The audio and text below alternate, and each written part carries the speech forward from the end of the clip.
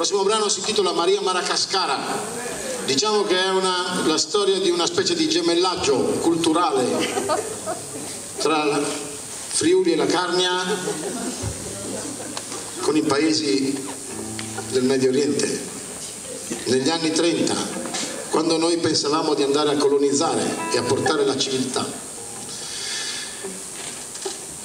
invece di portare la civiltà abbiamo portato i nostri giovinotti, che la prima cosa che hanno fatto appena arrivati ad Asmara sono andati a comprare una schiava che si chiamava Maria Maracascara.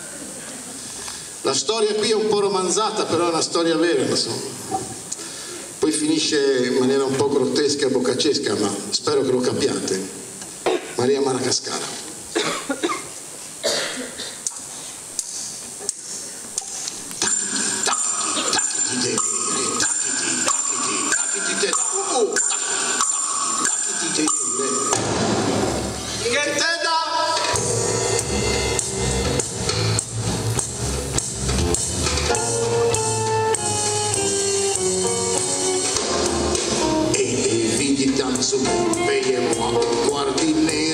Why said just like in Africa, and anche un sentesi. Do you remember l'Africa c'è montes di mena?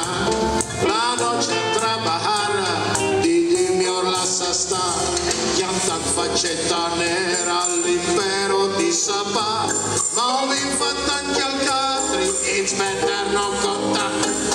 Qui sassellato femmine e sace che ho vinto, salsa messo fra di il preti, non ti fare spui lavorare, vai più qua, ti fai per io non feveli, la mujer non savarà e manco su frate un prete, la vincopa da smara, e ha dei quattri franci, Maria Maracascara, un nerute col turbano, non era battutate e neanche fatto le cresime, ma hai fatto un buon servizio delle tue alla chiamese, and if we want to fuck, you know tu sei noi, in tre su dai ci sono, e sagre le lune.